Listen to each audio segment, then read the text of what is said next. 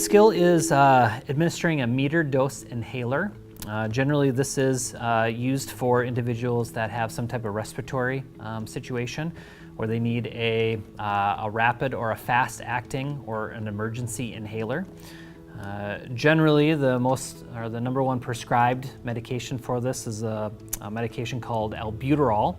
So it comes in this small little container into here that gets attached into a meter dose inhaler. And every single time you press down, it sends out a burst of a particular amount of the medication. So it's one particular dose. So every time you squeeze down, it gives what's called a puff, and that puff is the amount of medication that you actually need. So one thing that's helpful to always check to make sure that the medication is not expired. If it's a little expired, you could still use it in an emergency situation. Just know that it may not be as effective. And you want to make sure that it's the actual medication used for that person for that particular condition. One thing that you want to do is you want to make sure that you kind of shake the inhaler, so make sure that the medication gets all stirred up. It's a mist medication, so if I squeeze down, you actually can see it kind of shoot and squirt out. And you can see that it actually extends out fairly far.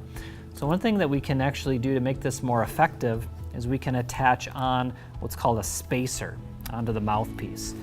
Most people just put this directly in their mouth, but what happens is because it squirts so far and so fast, much of that medication gets coated in the back of their throat, and then it doesn't get into their lungs, it only goes down into their stomach.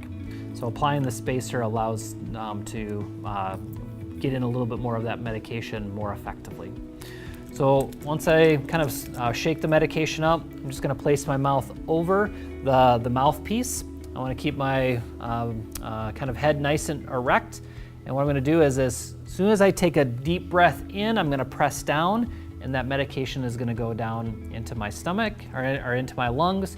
And then I want to hold my breath for about 10 seconds. So I'll do that and show what that looks like.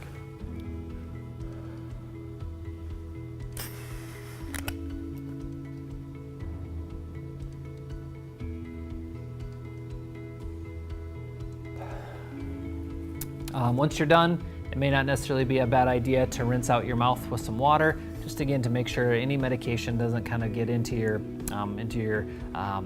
stomach or into your mouth. You can repeat this as many times as necessary for an individual that might be struggling with anaphylactic shock or asthma in order to make sure that they continue to breathe. If you can't improve their condition by utilizing the emergency inhaler, this is going to be something where you're definitely going to want to call 911 and get EMS there as soon as possible.